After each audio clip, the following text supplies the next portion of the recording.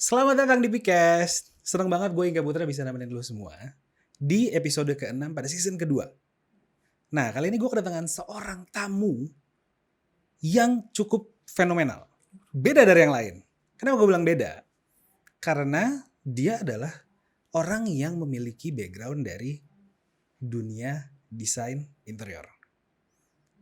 Karyanya banyak banget, hampir ratusan. Dan yang menarik, dia juga adalah anak band. Nah, sebelum kita lanjut ke ngobrol-ngobrol santai kita, ada yang menarik. Gue pengen bacain satu berita dari dw.com. Di sini berita itu mengatakan bahwa virus corona mengubah desain kantor masa depan. Yang menarik dari sini, gue juga meng-quotes kata-katanya adalah bahwa ratusan bahkan jutaan pekerja di dunia, mereka beralih yang tadinya bekerja di kantor, beralih menjadi bekerja di rumah. Pekerjaan kantornya tetap jalan, tapi di kantornya sepi. Oleh karena itu banyak banget pengusaha yang berpikir dua kali karena biaya kantor komunal yang cukup mahal. Nah, pas banget nih, di sebelah gue udah ada Mas Widi Lima. Doi adalah CEO dari Moxie in studio. Selamat datang Mas Widi. Gini aja. Sebelumnya gue juga mau ngasih tahu bahwa siaran kita sudah menggunakan protokol kesehatan sesuai anjuran pemerintah. Nah, Mas Widi, coba dilanjut Mas Widi. Menurut lu gimana nih pandangan lu terhadap berita tersebut? Yang tentang kantor pasca pandemi ya. Pasca pandemi. Ya, waktu gue juga ngalamin pandemi nih kan, tahun lalu. Kita kantor lagi seru-serunya, tiba-tiba pandemi harus dirumahin. Itu ada fase kayak 3 bulanan bingung gitu mau ngapain. Semua off, ya kan? Akhirnya gue juga berdampak. Mungkin Mas Widi ininya mic-nya mau dideketin. Sorry. Nah, gue juga ini lebih enak nih. Gue juga berdampak. Oke. Kantor gue akhirnya tutup. Akhirnya karena gue bidangnya desain interior dan arsitektur, kan semua komputer base. Yes. Akhirnya komputer gue suruh bawa anak-anak pulang semua. Akhirnya kita mencoba membiasakan diri pakai Zoom atau pakai Google Meet. Itu adaptasinya sebulanan 2 bulanan. Sebulan 2 bulan. Ya, akhirnya terbiasa nih udah setahunan lah. Kita hidup tanpa kantor. Akhirnya tapi lo for good atau lo hanya sementara di rumah? Akhirnya for good. Akhirnya for good. Iya, jadi kayak staff-staff kita kayak gue modalin AC di rumahnya dan internetnya daripada mereka nggak nyaman kan, gitu. Beli komputer baru atau apa itu buat di rumahnya mereka masing-masing. Oh gitu.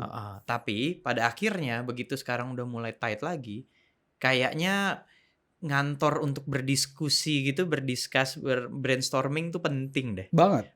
Nggak bisa coret-coret di Zoom tuh nggak bisa, gitu. Dan harus duduk ketemu, interface gitu muka sama muka. Idenya lebih bagus. Jadi jadinya kita biasanya sewa coworking space untuk meeting doang. Seminggu sekali lah paling. Seminggu sekali? Iya. Ini adjustment di 2020 yang lo alamin? 2020. Oke, nah kalau kita ambil lagi dari artikel yang tadi ya, lo kan dari desain interior nih. Iya. Ada gak sih, lo sebelumnya pernah handle kantor gak? Maksudnya lo mendesain interior dari ruangan kantor. Pernah gak? Pernah. Ruangan kantor ini saya yang bikin. Dari nol. Tas dulu kalau gitu. Ini kantor ini kebetulan Mas Widi Lima. Enaknya Mas Widi. Widi aja. Widi aja panggil ya. Mas Wid aja biar mesra. Masih. Nah Mas Wid, ini kan kantor ini juga Mas Wid nih yang desainnya. Gue cukup suka sih sama desainnya, banyak kayu-kayu, banyak yang hijau-hijau. Iya. Nah Mas Wid, tapi pada saat selama pandemi, lo pernah handle kantor lagi nggak? Pernah. Oke, pertanyaan gue, apakah ada perubahan dari regulasi itu? Ada. Dari regulasi dari desain lo? Ada. Kayak gimana? Yang pertama, mereka nggak semua, jadi kita kan sesuaiin zoning sama groupingnya lagi, sesuai kebutuhan kantor. Ya. Gitu. Kita ambil sampel, gue kemarin baru ngerapihin kantor perusahaan film. Namanya nggak usah gue sebut. Nggak apa-apa. Lumayan gede, lumayan terkenal. Akhirnya mereka ngerubah cara kerjanya mereka. Jadi tadinya semuanya full masuk, sekarang jadi ada yang WFH, ada yang full di rumah, studionya di rumah kayak gue gitu, ada yang full di luar. Oke, jadi adjustment mejanya semua dirubah-rubah. Jadi kebanyakan ya setnya untuk yang di kantor biasanya yang base-nya harus ketemu. Misalnya kayak video editing, kayak yang studio base. Tapi yang administration base biasanya mereka WFH. Jadi ada ruang-ruang yang dirubah. Justru yang tambah banyak adalah area untuk nge-laptopnya itu.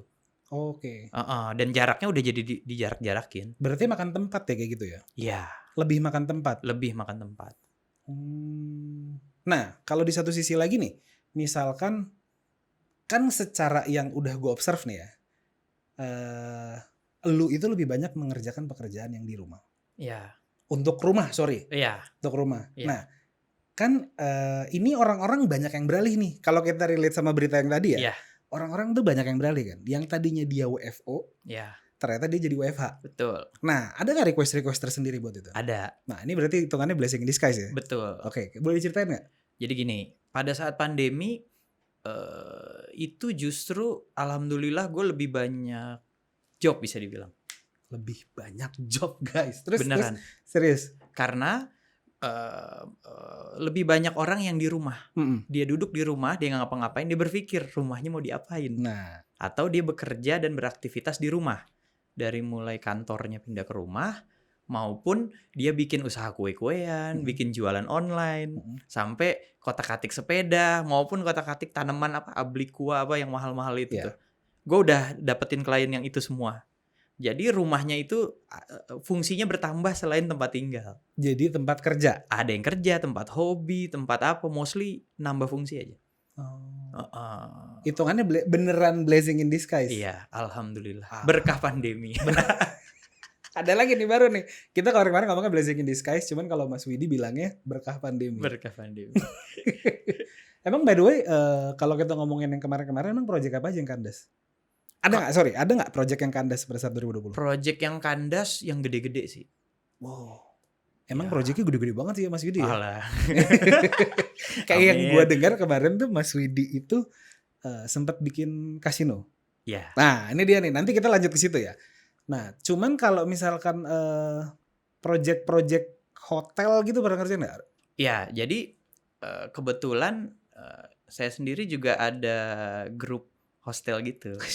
Boleh dong, ceritain dong. Iya, jadi namanya Eskotel. Bisa dicari ya di Instagram, di YouTube banyak. Jadi teman-teman ngajakin saya, Mas Wid, ayo kita bikin grup hostel yuk, gini-gini. Jadi kita bikin hostel ya, tapi desainnya hotel. Beda tuh hostel sama hotel. Oke. Dari jumlah kamar sama dari fasilitas yang disediain tuh beda. Contohnya? Contohnya, misalnya hotel kan pasti ada laundry-nya, ada lounge-nya. Kolam renang? Kolam renang pasti ada. Gitu. Jadi playground anak? Enggak ada. Oh, enggak ada. Kita hostel levelnya. Oke. Tapi kita percantik dengan kualitasnya hotel. Boleh dong bikin cantik, tapi fasilitasnya tetap hostel karena ada beberapa rules peraturan pemerintah yang beda nih hotel sama hostel. Nah, jadi kita bikin sekarang di Bali ada 4 menjelang 5. Yang udah lu bikinin? Udah jadi dan udah operasional selama pandemi. Itu bisa ada ceritanya lagi tuh. Boleh dong, ceritain dong. Iya. Jadi begitu kita launching waktu itu tanggal berapa Maret gue lupa. Hari Jumat, hari Minggunya lockdown. Iya. Terus? Iya. Tapi ya itu di Bali gitu. Jadi kita ada 4 di Canggu. Wih, keren. 1 di Uluwatu masih proses bikin. 1 di Jakarta, di Cilandak. Banyak banget ya berarti ya. Alhamdulillah. Tapi ini sama teman-teman lagi pandemi. Gitu. Ada namanya Eskotel, cari ya. Oh. Gitu. Nah, lalu kalau misalkan kita ngomongin, gue penasaran ya, bedanya parameter hotel itu dikatakan bintang itu kayak gimana sih? Gue sebenarnya nggak ahli hospitality nih ya, tapi bintang itu ada minimum kamar sama sama spek facility tertentu. Oh gitu. Jadi misalnya kalau nggak salah ya, ini kalau nggak salah, misalnya kayak bintang 3 tuh kamarnya berapa, ada tempat fitness, ada apa, baru bisa disebut apa. Gitu. Ntar bintang 4 apa diamond apa ke atas. Udah ada yang diamond juga? Iya. Enggak, gue nggak pernah bikin ya seperti itu. Tapi nggak pernah bikin ini? Apa? Nggak pernah bikin, gue pengen tahu cerita lo yang lo bikin hotel, rekor lo 3 dalam Oh, 1 tahun ya? 1 tahun bikin 3 bikin hotel? 4. Oh bukan 3, 4. 4. Luar Ya itu biasa. yang di Bali itu. Oh. Jadi kebetulan ya teman-teman gue nih sangat-sangat berani dan sangat-sangat perhitungan yang matang ya. Jadi kita bisa bikin hostel sekali 4 simultan dalam jangka waktu 1,5 tahun ya, anggaplah 1 tahun. Itu benar-benar melelahkan. Jakarta Bali gitu kan. Mas Widi, ini gue sebagai orang awam nih ya. Kalau gue sebagai orang awam itu, misal nih gue pengen ngedesainin interior gitu. Oke. Misalkan gue ketemu sama desain interior kayak lo. Biasanya rutenya tuh apa aja sih urutannya? Pertama ngobrol dulu. Kayak briefing kali ya. Ya, dream rooms lu apa dream house lu tuh kayak gimana? Lo dapat brief, abis itu baru lo kembangin lagi. Ya, dan emang harus ketemu muka. Gue biasanya yang by phone atau by email gue nggak mau. Gue harus lihat orangnya dulu kayak gimana. Oh gitu. Biar bisa menyerap. Oh nih tipe orang customer gimana, dia habitnya gimana. Gue harus baca body language-nya. Gitu. Ya kayak gue kulik dulu lah. Oh gitu. Ya. So far ada kalangan-kalangan artis nggak yang lumayan banyak sih. Jadi kalau soal itu justru gua bisa dihitung lebih dari setengahnya ya pesohor lah. Pesohor. Gitu. Gua nggak bisa sebut namanya salah satu. Nggak apa-apa. Gitu. Nah, orang-orang kayak apa ya? Orang-orang kayak pejabat gitu-gitu juga lumayan banyak. Gitu. Dan biasanya malah mereka-mereka gitu. Mereka-mereka yang nyariin lo. Ya kurang lebih gitu. Berarti lo kalau promosinya tuh gimana tuh? Berarti dari mulut ke mulut? Ya, jadi gua biasanya hampir semua dari mulut ke mulut, word of mouth aja. Gue pengen tahu deh. Lo waktu itu sempat mention tentang social investment. Social investment. Coba social investment tuh kayak gimana sih? Jargon lo ini. Waduh.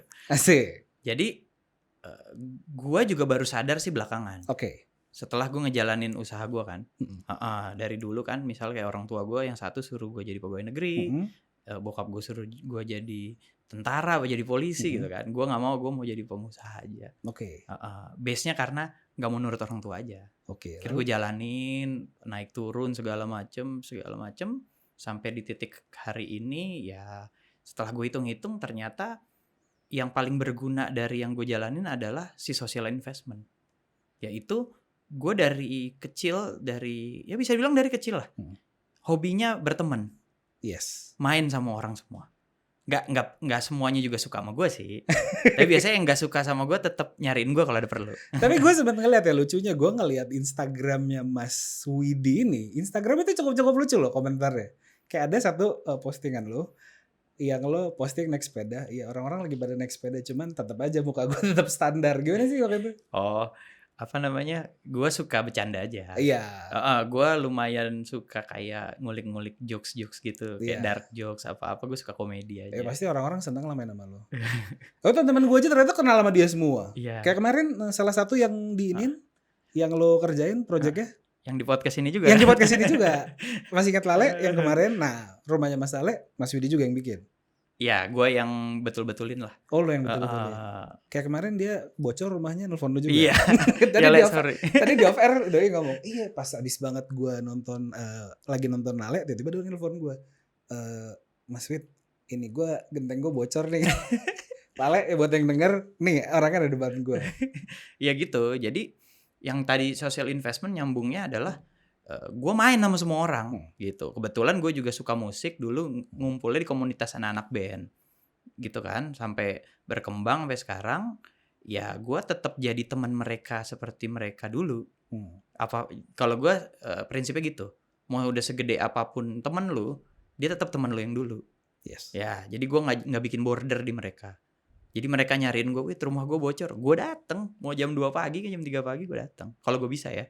Wit ini gini gimana, mau konsul 2 hari 2 malam nanya-nanya doang, gak dibayar kan, banyak orang, gue per jam sekian gitu. Gue bebas, bro gini, gue datengin gitu. Mau di Pelabuhan Ratu kayak, mau di Bali kayak, mau di Palembang, dateng gue. Ya paling pesawatnya jajanin gue ya gitu, akomodasi lah. Ya gitu aja. Jadi gue kalau ngobrolin sambungan social investment ya, gue berhubungan sosial yang baik aja sama orang. Gitu. Sebenarnya gue juga nggak peduliin reaksinya, karena nggak semua orang suka juga kan. Yang gue pedulin adalah aksi gue ke mereka, reaksi mereka gue tampung aja, nggak gue feedback gitu. Ya, memberikan service yang baik ya. Ya, karena lu nggak pernah tahu. Misalnya lu pasti punya temen dulu. Ini kayak waktu SD cupu aja, ya kan? Besok hari ini dia punya apa segede apa gitu kan? Itu kejadian di gue dan berkali-kali. Untungnya waktu mereka masih cupu-cupu main sama gue. Dan pada saat mereka udah jadi orang gitu. Iya, ya mereka nyari yang dulu mau berteman sama mereka. Wait, coba tentang bantuin gue kayak gitu ya. Iya, enggak, kayaknya lu bikin gini-gini ya. Menurut lu bisa diapain? Ya gue kasih insight nih gini. Gue nggak pelit-pelit pemikiran lah. Emang bisa ya gini. Ya udah cobain deh. Ya dari 10 cobain 3, cobain 4 kan oke. Lumayan ya. Iya. Nah itu juga berkembang. Jadinya gue setelah lumayan berjalan nih klien-klien A, B, C, D, E malah berambah ke bisnis yang lain. Bisnis apa lagi tuh? Ya itu dari bikin rumah segala macem. Akhirnya gue ada yang grup hostel. Ini nanti mau ada rencana mau ada yang gue join ke grup kuliner gitu-gitu. Ada yang grup infrastruktur gitu. Mengembangkan sayap ya? Ya kan kalau entrepreneur kan karirnya nggak cuma ke atas tapi ke samping. Lebar. Iya. Kalau ada salah satu penyiar dulu yang pernah bilang sama gue, lo kalau bisa jangan cuma muter begini doang, kalau bisa muternya ke samping juga. Betul, itu dia. Itu value-nya si social investment itu. Jadi investasi tidak hanya ke instrumen lain, tapi sosial juga bisa jadi investasi. Lu nggak pernah tahu kapan temen lu tetangga sebelah rumah lu tiba-tiba kaya tuh nggak bakal tahu. Iya. Dan nggak ada salahnya juga baik sama orang. Ya kan? Gue bukannya pamrih, gue nggak pernah pamrih, baik aja sama semua orang. Iya. Gitu. Kalau dia jahatin gue, itu bonus buat gue. Jadi gue, gue tahu dia duluan jahat dibanding di ujungnya baru gue tahu. Ya kan? Dan giliran dia jahat, gue baikin aja. Besok begitu dia udah sembuh jahatnya, dia jadi nggak enak sama gue. By the way, kalau ngomongin, lu kan sempat main sama siapa aja? Iya. Iya kan? Iya. Lu pernah handle seorang expat nggak? Expat pernah. Lumayan. Apa bedanya sama handle emak-emak? Ya yang jadi gini, dalam menghandle klien, ini ada tingkatan-tingkatannya. Boleh dicoba. Oke. Sebenarnya yang paling ribet bukan emak-emak. Apa tuh? Yang paling ribet adalah pasangan muda. Yang baru mau kawin atau baru kawin. Oke. Dia bikin rumah, pusingnya setengah mati. Pertama karena referensinya banyak. Karena pergaulan kan, masih muda kan, referensi banyak. Tapi masalahnya budgetnya ngepas. Bener kan? Bener. Nah, problem ketiganya adalah egernya masih tinggi. Bawaannya mau cepet, mau bagus, mau apa gitu. Ya kita selalu servis, tapi kan kita punya batasan. Oh, I see. Ya kan? Yang terakhir adalah biasanya maunya perfect. Ya kita selalu servis untuk perfect. Tapi kan namanya pasangan muda kan baru berbunga-bunga ya. Iya. Dan sebelum experience, karena baru pertama kali biasanya, gue udah bisa beli rumah nih gitu. Gue udah bisa bangun rumah. Ya biasanya gue harus lebih banyak menjelaskan banyak hal sih. Iya. Contohnya gini. Banyak orang nggak sadar bangun rumah itu basicnya mahal. Jangan pernah bilang rumah bisa murah. Lu menambah bangunan 10 cm aja itu nambah uang. Dan nambahnya nggak cuma 100.000, 200.000. Iya. Setuju gue kalau itu. Banyak yang belum nyampe situ. Dianggapnya nambah jendela 1 ya udah gitu. Tambah geser kamar mandi dari sini ke sini tuh dianggapnya kayak cuma 500.000 gitu. Enggak. Itu tuh sangat-sangat banyak technical yang harus dikotak-atik. Dan itu bagaimana cara lu untuk mengedukasi mereka? Ya, lama-kelamaan gue juga punya tips sendiri, punya treatment sendiri. Ya udah, ya itu adalah gue sharing knowledge dulu semuanya dari pertama, dari yang bagusnya sampai yang jeleknya. Gue membiasakan diri nggak mau jual emas. Ngerti kan? Ngerti. Oh ini pasti bagus, ini pasti enggak. Gue kasih tahu ini penyakitnya bakal ada kayak gini. Gitu. Nanti di tengah jalan bakal terjadi seperti ini sebenarnya. Jadi di WA gue banyak sekali WA yang isinya suami istri gue. Suami istri gue. Waduh itu pusing banget. Itu kalau bikinin grup? Udah gue grupin suami Oh, istri gue. Jadi gue pihak ketiga nih dibilang. Heeh. Jadi nanti yang repot adalah suaminya mau A, istrinya mau B. Nah itu Wah, pusing men. itu kadang-kadang terjadi di gue sih. Iya. Terus. Ya udah, ya pokoknya kalau ditanya tingkatannya yang paling ribet adalah pasangan muda aja. Karena begitu. Karena terbatas. Ya maksudnya secara anggaran juga mereka kan masih ngepas. Rata-rata ya. Cuman banyak mau. Terus knowledge-nya juga belum. Oke. Maksudnya kalau bapak-bapak ibu-ibu walaupun galak, mereka udah pernah bangun rumah 2 kali atau 3 kali. Jadi masalah di prosesnya mereka udah tahu. Oh gitu. Udah berpengalaman lah. Jadi tahu betapa repotnya bikin rumah. Nah, kalau ngomongin bikin rumah nih ya, Wit ya. Rumah yang ideal itu buat keluarga muda tuh apa sih? Kayak pasangan muda tuh kayak gimana sih? Nah, jadi gini, pertama di set dulu speknya. Lu mau dua-duanya kantoran, dua-duanya entrepreneur, atau salah satunya, atau yang ada satu di rumah. Itu fix dulu. Nah, jadi nanti ketahuan ada kegiatan lain nggak di rumah. Dari situ, kedua ya ruangannya jadi bisa di-set sesuai kegiatan yang si pasangannya ini. Let's say ada satu selebgram, tapi suami pengusaha. Ya kita tahu berarti di rumah mesti ada kayak ruangan space untuk dia bikin konten. Soalnya ada yang suami pengusaha, dia pasti ada ruang main buat ngerokok-ngerokok, buat ketemu teman-temannya kongko, ada yang kayak gitu, dipisahin dari rumah utama. Ada yang misalnya istrinya dokter atau suaminya dokter, pasti ada ruang prakteknya di depan. Nah biasanya itu dulu, jadi kita harus ngetahuin spek kita tuh kayak gimana. Oke. Nah kalau dari sisi, gue penasaran juga sih nih, rumah tumbuh. Oke. Rumah tumbuh tuh apa sih? Jadi gini, sebenarnya ada definisi resminya tuh, cuma gue lupa. Intinya rumahnya yang lu bisa bikin grand design-nya dari pertama, tapi ngebangunnya pelan-pelan sesuai budget. Jadi misalnya sementara kamarnya 1 dulu, besok punya uang kamarnya 1, tapi udah tahu di mana sambungnya kemana. Atau kayak misalkan gue nih, anak gue masih 1 gitu kan, baru 1, ya kan, tapi ada ruangan yang nggak kepake gitu. Nantinya bisa dijadiin kamar anak gue. Iya, kurang lebih gitu. Kurang lebih kayak gitu ya. Udah di planning duluan.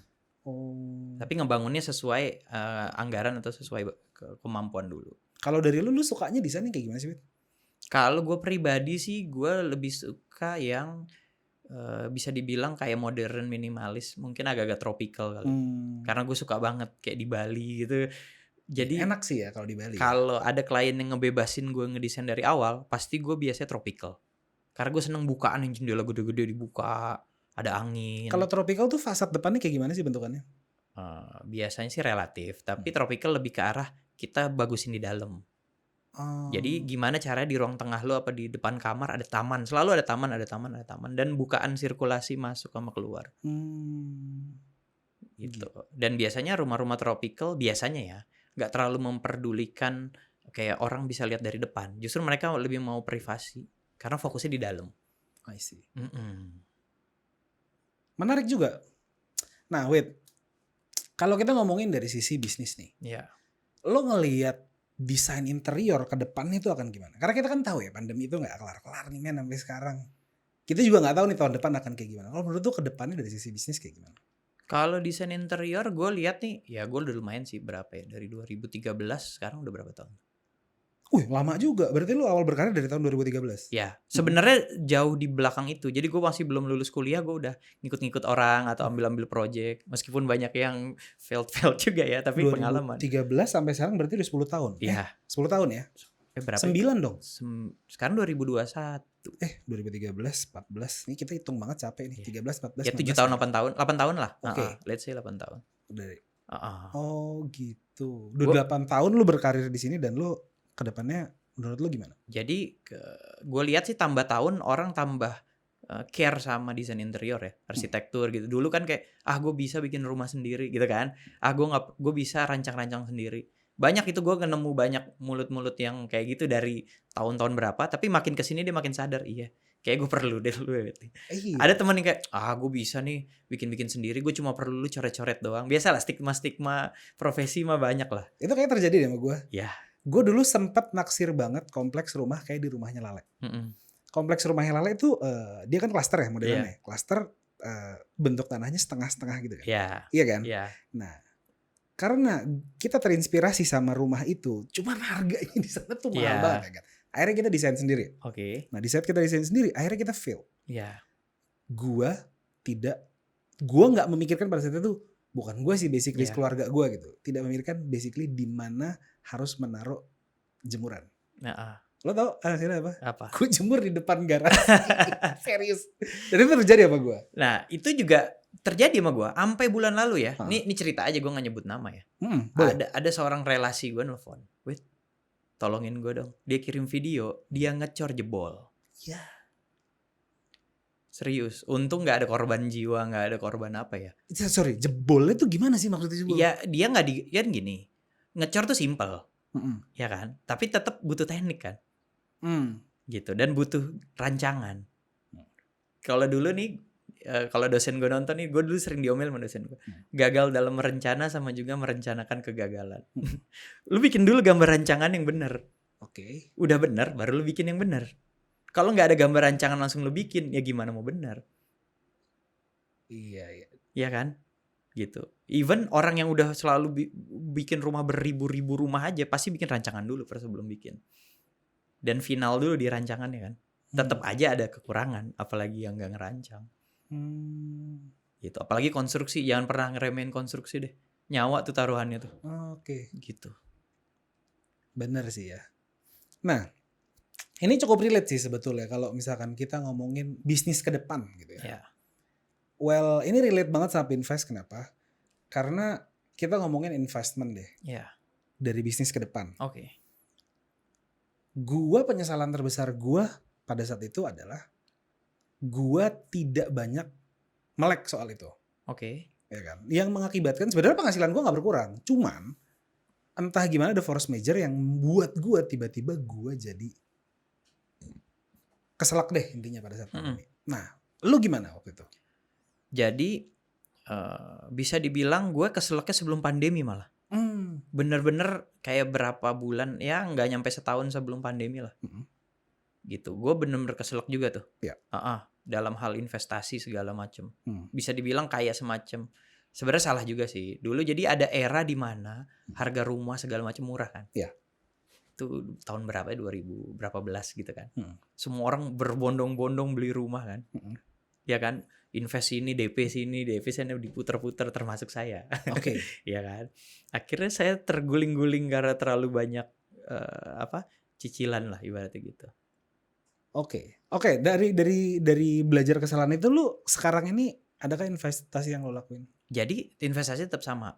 Cuma sekarang emang kayak gini sih, invest itu menurut gua nggak boleh geragesan, kayak nggak boleh nafsu lah. Terus kedua emang iya mesti dipisahin nih, yang buat sehari-hari, yang buat utama, lebihnya baru diinvest. Jangan diinvest duluan. Menurut gue ya, gitu. Oke. Karena mohon maaf, ada kabel mic-nya keluar. Oh iya. Saya benerin dulu. Siap.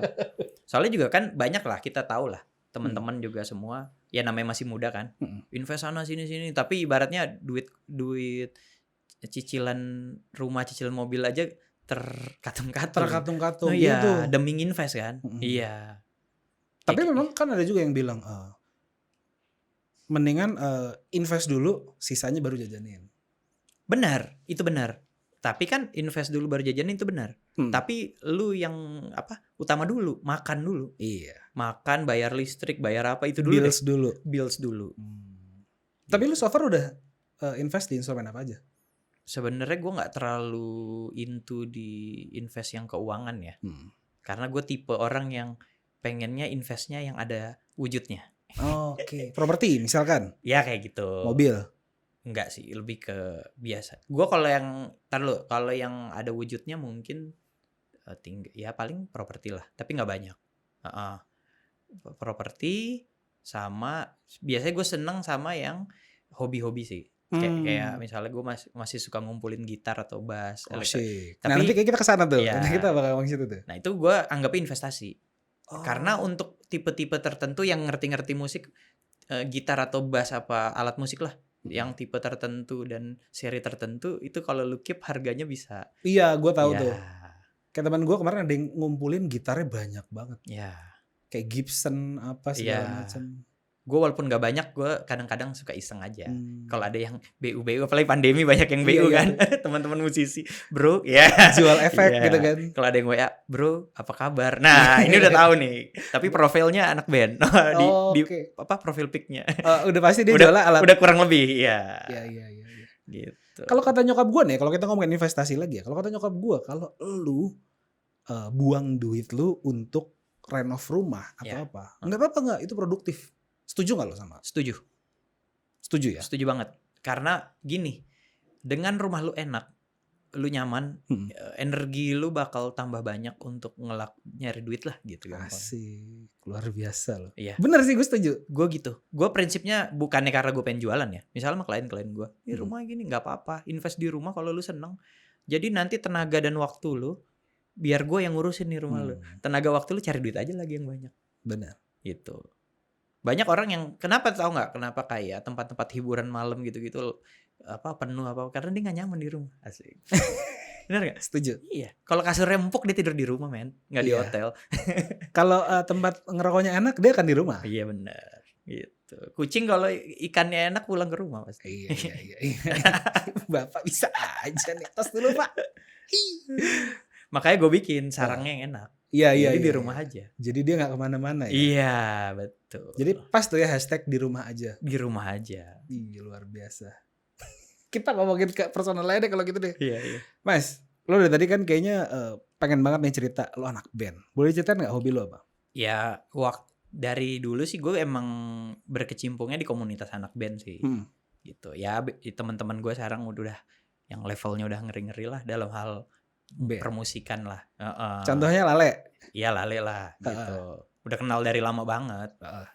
Ya tadinya emang cita-cita gue pengen jadi anak band, tapi kemampuannya nggak sampai situ. Oh bisa aja masa sih. Iya. Kemarin gue pas gue visit Instagram lo kan lo ada tuh di apa namanya, di kalau di Instagram di bio. Nah, di bio lo itu ngasih tahu YouTube lo. Gue sempat visit. Iya. Kan gue pengen tahu nih yang namanya Widi 5 nih kayak gimana sih orangnya gitu kan. Gue visit loh, dia ngeband dan tidak ada anything tentang arsitek. Iya, jadi kalau di sosmed biasanya gini sih, gue mau misahkan diri dunia profesional sama dunia kesenangan gue. Gitu. Kenapa? Biar tetap fresh aja. Tetap fresh. Ya, karena ya balik lagi gue tipe orang yang seneng main sama teman-teman gue. Jadi gue mau posting apa yang lucu-lucu sama teman-teman gue aja. Iya. Gitu. Gue nggak peduli yang nggak kenal sama gue. Coba Instagramnya apa Mas Widi? @widi5. @widi5. Iya. Tapi saya bercanda-bercanda terus, nggak pernah serius. Gitu. Karena gue nggak pernah mau. Saya agak keki sih sebetulnya. Mas di follow sama salah satu idola saya. Siapa tuh? Namanya Mbak Atian Simon. Oh iya. Oh itu ada ceritanya. Almutin. Gimana cerita? Seru kan? Seru. Saya begitu ngeliat loh, kok Atian Simon yang like. Oke juga nih. Itu kesayangan saya ya, dadah. Lalu gimana ceritanya tuh? Iya, jadi kalau Mbak Atin posisinya sebenarnya saya udah kenal lama. Panggilnya Mbak Atin. Mbak Atin. Atin. Bu Atin sama Mbak Atin lah. Bu Atin. Mbak sih anaknya ya. Iya, Mbak Atin. Kenal udah lama. Jadi dulu sempat ada project bareng. Saya apa namanya, ya dia sebenarnya keluarga yang bahagia loh. Jadi untuk para fans-fansnya ya sorry tuh saya nih. Jadi saya kenal suaminya, anaknya segala macam. Ya, waktu itu sempat ada project restoran bareng. Ada berapa unit gitu. Tapi itu udah lama 2015-an, 2014-an. Tapi tetap berteman sampai sekarang. Itu yang gue bilang, gue social investment aja. Yes, tahu-tahu dia jadi selebgram. Semua orang bingung, dianggapnya gue ada main nih sama tante-tante nih. Padahal enggak, gue udah kenal lama itu. Okay. Ya udah kayak kakak sendiri. Gimana sih? Gitu. Seru sih ya. Dari hobi, dari ngeband. Nah, gue pengen tahu nih hobi lu deh. Kita ngomongin ngeband deh. Sebenarnya hobi gue adalah definisinya gue banyak mau sih. Kadang-kadang lagi mau ngeband gitu. Paling random adalah minggu lalu gue lagi lihat YouTube-nya Ariel ngerakit Gundam. Gue beli Gundam. Tamiya enggak? Belakangan lagi belum nih. Kemarin orang beli sepeda, gue ngerakit sepeda. Temen saya ada nih di depan saya persis nih, dia ngerakitnya Tamiya. Iya. Segera, gue Tamiya segera. Tinggal tunggu musuhnya aja. Oh siap. Plasmades tapi udah di band. Apa? Plasmades udah di band. Iya. Gitu. Saya baru tahu dari doi emang. Nah Mas, Any last word nggak dari lo? Mungkin yang pertama buat kawan-kawan seprofesi yang masih muda atau yang mengalami masa-masa sulit naik turunnya pandemi. Yang kedua mungkin untuk pasangan-pasangan muda yang lagi mau bikin rumah. Oke. Ya buat yang temen-temen yang entrepreneur apa khususnya bidang arsitektur interior gitu ya. Ya pertama kalau dari gue ya gimana ya? Pertama usahain terus. Kedua usahain value lu setara sama sama pencitraan lu. Soalnya banyak yang semua orang bisa jadi kontraktor, semua orang bisa jadi desainer. Gue desainer gini. Sering lah kita lihat di Instagram, wah proyeknya cuma 2, abis itu nggak ada lagi. Kalau nggak proyeknya 1 diposting terus, bagus juga enggak. Jadi kayak value-nya kurang aja. Nah itu sih, jadi rapihin value-nya dulu. Soalnya pasti banyak kekurangan dan masih banyak jam terbang yang harus diinin. Gue pun sendiri masih banyak komplain, banyak apa segala macam tuh ada. Tapi jangan pernah berhenti. Yes. Lu gagal bukan pas lu gagal. Lu gagal kalau lu berhenti nyoba lagi. Lalu untuk yang pasangan-pasangan muda? Kalau yang pasangan muda, pertama kenalin dulu budget berapa. Beneran, ngerubah 1 jendela aja itu berpengaruh. Yes. Iya, lu kenalin dulu kemampuannya, baru keinginannya. Ujung-ujungnya budget aja dulu. Gitu. Karena itu lumayan merepotkan. Tapi gak apa-apa lah, seiring berjalan lah. Dulu gue ya juga gitu. Gue pun ngebangun rumah pertama juga sama kusutnya, walaupun gue kerjaannya tiap hari bangun rumah. Iya, karena egonya nggak bisa dihajar sama kemampuan dan budget. Keinginan dan budget gitu. Dan di off air juga sempat lo ngomong bahwa rumah pertama itu pasti salah tidak? Iya. Nah ya, itu dia untuk semua. Rumah pertama bukan rumah impian lo. Jadi rumah impian itu adalah rumah? Ya rumah kedua, ketiga, kesekian lah. Rumah pertama tuh yang penting lu jadi dulu. Soalnya nanti begitu lu tinggalin, ekspektasi lu sama keadaan pas lu tinggal pasti lain juga. Bener. Iya. Oke lu pengen rumah pertama udah dibikinin nih, misalnya gue bikinin set kayak kamar hotel, ternyata lu jorok lempar-lempar baju, ya kan? Mandi berantakan ya sama aja. Gitu. Nanti habitnya bakal ketemu sendiri. Oh gue orangnya gini, jadi rumahnya harus kayak gini. Dan biasanya di rumah kedua apa ketiga lah, rumah ketiga. Itu baru tuh ya? Iya. Bakalan jadi rumah impian. Iya. Terus jangan pernah rumah pertama pengen jadi rumah selamanya. Kenapa gitu? Lu ngebatas sendiri lu men.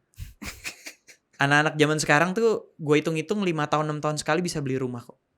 Amin. Beneran. Tergantung pinter-pinter flipping sama pengembangan karir aja. Jadi rumah pertama aja, kalau orang dulu tuh bokap nyokap kita tuh segala macem, biasanya kalau klien gue yang ketua, rumah tuh rumah selamanya. Bener kan? Rumahku istanaku. Kalau sekarang enggak, rumahku rumah kemampuanku dulu aja. Nanti lu pindah lagi ke yang lebih gede, tenang aja gitu. Yang penting nyaman dulu. Cakep. Luar biasa loh Mas Widi. Mas Widi, sebelum kita akhiri, mungkin ini ada buah tangan. Wih, dari Pinvest. Monggo Mas Widi. Terima kasih.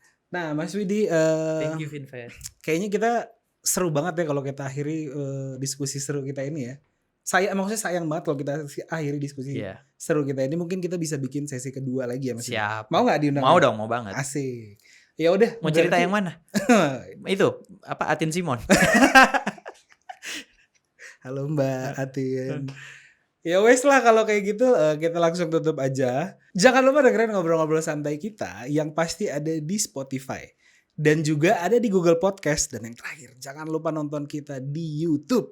Dan jangan lupa subscribe, komen, dan likes. Saya Iga Putra. Saya Widi Lima. Kami mau undur diri. Sampai jumpa di podcast selanjutnya. Bye-bye.